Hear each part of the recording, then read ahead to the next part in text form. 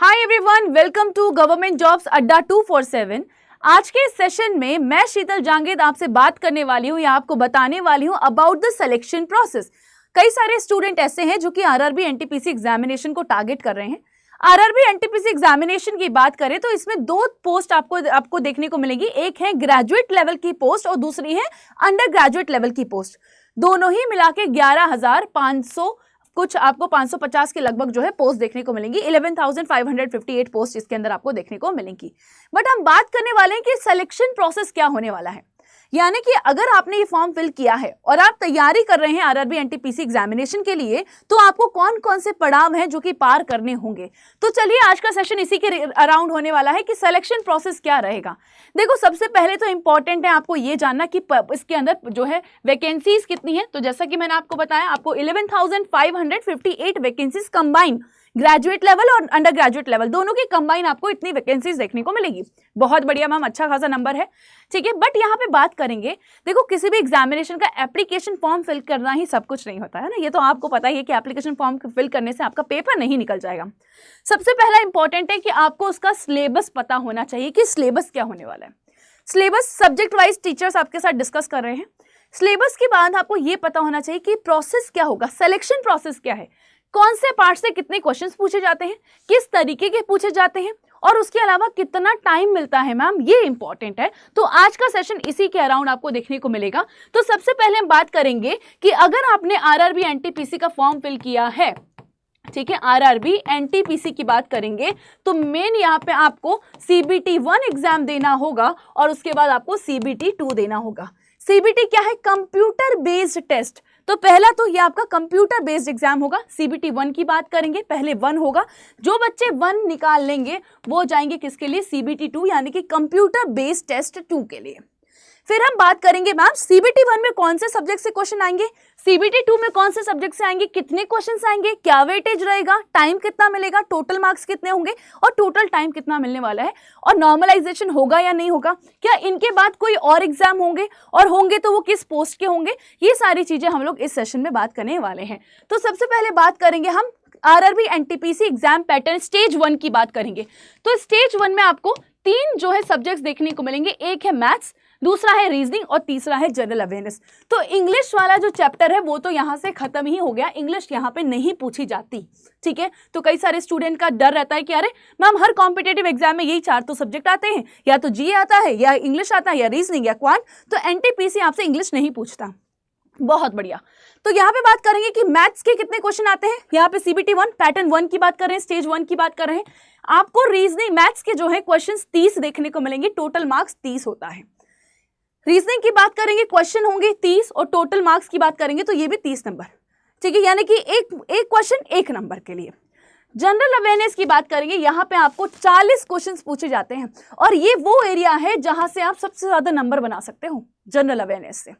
यहाँ पे आपको 40 क्वेश्चन पूछे जाएंगे, स्टेज 1 की बात कर रहे हैं, और टोटल मार्क्स 40।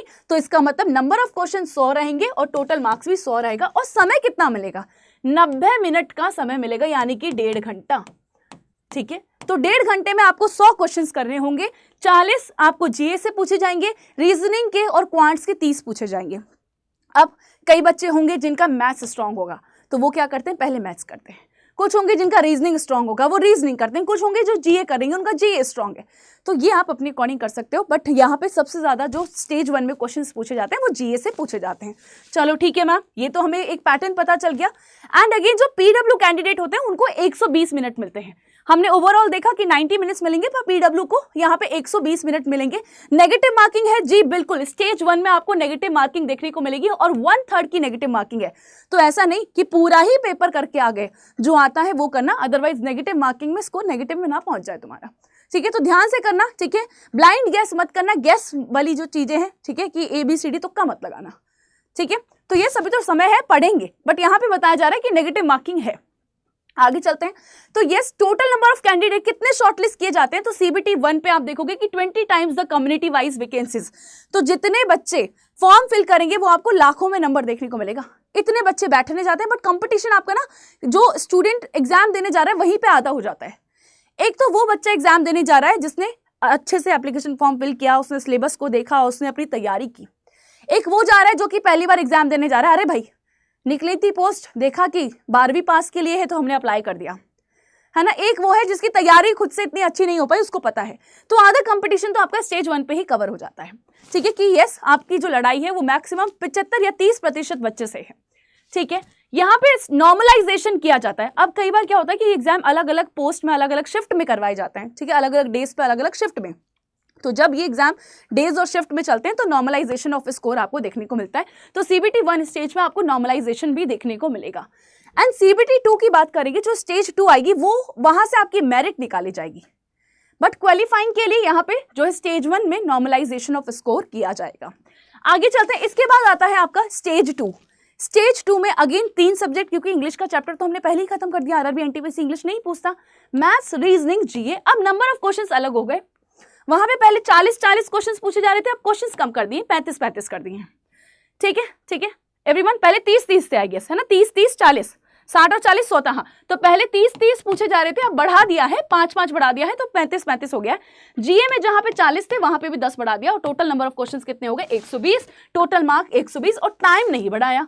तो वहां पे आप पहले 90 मिनट में 100 क्वेश्चंस कर रहे थे, अब आप 90 मिनट में 120 क्वेश्चन करोगे, तो भाई यहाँ पे सिर्फ गेम इस चीज का है कि आपकी एक्यूरेसी कितनी रहेगी। पहले आपको सेम टाइम में 100 क्वेश्चंस करने थे, अब स्टेज 2 में आपको सेम टाइम में 120 क्वेश्चंस करने हैं, यहीं पे तो मेरिट निकाला जाएगा। ये है आपका स्टेज 2, ठीक है। तो जिन स्टूडेंट का CBT 1 क्लियर हो जाएगा वो किसके लिए बैठेंगे, वो स्टेज 2 यानी कि CBT 2 के लिए बैठेंगे, और CBT 2 का पैटर्न ये होने वाला है। अगेन यहाँ पे आपको कैंडिडेट शॉर्टलिस्ट किए जाएंगे 15 टाइम्स, जो वैकेंसीज है उसका 15 गुना जो है यहाँ पे आपको स्टूडेंट्स जो है शॉर्टलिस्ट होते हुए देखने को मिलेंगे, ठीक है। PW स्टूडेंट के लिए अगेन 120 मिनट्स यहाँ पे दिया जाएगा, ठीक है, ऑलराइट एवरीवन। और 1/3 की नेगेटिव मार्किंग है, तो इसमें भी आपको नेगेटिव मार्किंग देखने को मिलेगी, दोनों में नेगेटिव मार्किंग है, बट नॉर्मलाइजेशन आपका स्टेज 1 में होगा, स्टेज 2 में मेरिट निकाला जाएगा, ठीक है। स्टेज 2 में आपके क्वेश्चन 120 हो जाएंगे, टाइम आपका 90 मिनट ही रहेगा। अब यहाँ पे कुछ बच्चों ने सुना होगा कि मैम हमने सुना है कि CBT 1 और CBT 2 यानी कि स्टेज 1 और स्टेज 2 के अलावा भी यहाँ पे एक और एग्जाम है, वो है आपका कंप्यूटर बेस्ड एप्टीट्यूड टेस्ट। तो ये जो टेस्ट है ये उनके लिए होगा जिन्होंने स्टेशन मास्टर की पोस्ट के लिए अप्लाई किया है। तो जब आपने एप्लीकेशन फॉर्म फिल किया होगा वहां पे अलग अलग पोस्ट दी हुई थी, तो जिन्होंने यहाँ पे स्टेशन मास्टर के लिए अप्लाई किया है, ठीक है, वो एक और टेस्ट देंगे, CBT 1 भी देंगे, 2 भी देंगे, और उसके बाद एप्टीट्यूड टेस्ट देंगे। और ये वाला जो टेस्ट होने वाला है इसमें आपको मिनिमम स्कोर जो है यहाँ पे अचीव करना है 42 मार्क्स का ईच टेस्ट में। ईच टेस्ट में आपको 42 मार्क्स जो है ये सिक्योर करने होंगे, और ये उन्हीं को देना है, ध्यान से सुन लो, वापस से बोल रही हूँ, ये उन्हीं को देना है जिन्होंने स्टेशन मास्टर की पोस्ट के लिए अप्लाई किया है, बाकी को नहीं देना। एक और है यहाँ पे टेस्ट, और ये है आपका टाइपिंग स्किल टेस्ट। तो टाइपिंग स्किल टेस्ट भी उन्हीं को देना है जिन्होंने टाइपिस्ट वाली पोजीशन के लिए अप्लाई किया है, या फिर जूनियर अकाउंटेंट असिस्टेंट कम टाइपिस्ट पोस्ट के लिए अप्लाई किया है, वो टाइपिंग टेस्ट देंगे, ठीक है। तो जिन्होंने स्टेशन मास्टर के लिए अप्लाई किया है वो एप्टीट्यूड टेस्ट देंगे, जिन्होंने टाइपिस्ट वाली पोजीशंस के लिए अप्लाई किया है वो टाइपिंग टेस्ट भी यहाँ पे देने वाले हैं। तो ये है आपका पूरा सिलेक्शन प्रोसेस। तो सिलेक्शन प्रोसेस का जो मेन पड़ाव है वो आपको स्टेज 1 देखने को मिलेगा, स्टेज 2, और उसके बाद 2 और हमने देखा, एक था आपका एप्टीट्यूड टेस्ट और एक है आपका जो है टाइपिंग टेस्ट, ठीक है। तो यस, ये दोनों हर किसी को नहीं देने, जिन्होंने पर्टिकुलर पोजीशंस के लिए टारगेट किया है वही देंगे, बाकी ये तो हर किसी को देना है। CBT 1 CBT 2 हर कोई देने वाला है। तो ये आपका सिलेक्शन प्रोसेस होने वाला है। ये आपकी जो है एक सिलेक्शन प्रोसेस जो है कि आपका एग्जाम कब क्लियर होगा, जब आप ये प्रोसेस को पूरा कर लोगे। तो पढ़ाव 1 2 3 4 पढ़ाव है, ये दोनों अलग अलग पोजिशन के लिए ये मस्ट है, ठीक है, ये मस्ट है। पहले हम इसे क्लियर करेंगे, फिर हम इसको क्लियर करेंगे, ठीक है। अब क्या करना है, अगर आप तैयारी कर रहे हैं, ठीक है, अगर आप तैयारी कर रहे हैं और आप हमारे साथ जुड़ना चाहते हैं तो आप अड्डा 247 के साथ जुड़ सकते हैं। कई सारे स्टूडेंट हैं जिन्होंने थियरी ऑलरेडी बहुत बार पढ़ा हुआ है, तो उनको मैं सजेस्ट करूंगी कि भाई थियरी पढ़ा हुआ है तो कोर्सेज को लेने की जरूरत नहीं है। क्या करना है, प्रैक्टिस करना स्टार्ट कर दो, क्वेश्चंस, बहुत सारे क्वेश्चंस की प्रैक्टिस कर लो। अगर आपने थियरी नहीं पढ़ा तो आप हमारे जो है मॉक टेस्ट या फिर जो हमारे थियरी कोर्सेज हैं उनके अंदर एनरोल कर सकते हैं। आपको कहाँ जाना है, रेलवेज पे जाना है। रेलवेज में यहाँ पे आप देखोगे कि रेलवे, महापैक, और आप जो है ये है SSC और रेलवे, क्योंकि कुछ स्टूडेंट होते हैं जो SSC और रेलवे दोनों को टारगेट करते हैं, कुछ स्टूडेंट होते हैं जो सिर्फ रेलवे को टारगेट कर रहे हैं। तो अगर आप सिर्फ रेलवे को टारगेट कर रहे हैं, आपको इस पर क्लिक करना है, और यहाँ पे अभी आपको इसका कॉस्ट जो है कुछ 1839 का देखने को मिलेगा। पर जैसे यहाँ बाय करोगे और यहाँ पे कोड लगाओगे अपनी शीतल मैम का कोड जो कि है Y989, Y989 अप्लाई करोगे इसको तो यस आपको 1800 रुपये भी देने की ज़रूरत नहीं है, 1680 में आपको ये कोर्स मिल जाएगा। बट कोड क्या होगा, कोड आपको याद रखना है Y989। इसी कोड के साथ आपको डिस्काउंट मिलेगा और ये जो आपका कोर्स है ये 1680 का हो जाएगा। ठीक है, तो यस अब अपनी तैयारी स्टार्ट कर दो। सारी इन्फॉर्मेशन आपके साथ रेगुलरली शेयर की जा रही है। एग्जामिनेशन पैटर्न क्या है, सिलेक्शन प्रोसेस क्या है, और नेक्स्ट जब हम सेशन करेंगे तो हम बात करेंगे कि जीए की तैयारी कैसे करनी है, क्योंकि जीए मेरा सब्जेक्ट होने वाला है। और मंडे से, ठीक है ध्यान से सुन लीजिएगा सभी, मंडे से आपको 2 से 3 एनटीपीसी मॉक टेस्ट करवाऊंगी मैं, एनटीपीसी मॉक टेस्ट करवाऊंगी। ठीक है, यूट्यूब चैनल पे ही होने वाले हैं, बट ये टाइम अपना फिक्स कर लेना कि आपको 2 से 3 का टाइम मुझे देना है और इस टाइम पे हम लोग करने वाले हैं मॉक टेस्ट। और ऐसे ही अपडेट्स के लिए, ऐसे ही वीडियोस के लिए लाइक करें और सब्सक्राइब करें हमारे इस चैनल को जिसका नाम है गवर्नमेंट जॉब्स अड्डा 247। अगर कोई डाउट है, कुछ पूछना है तो आप कॉमेंट बॉक्स में पूछ सकते हैं। Thank you so much, bye bye, take care.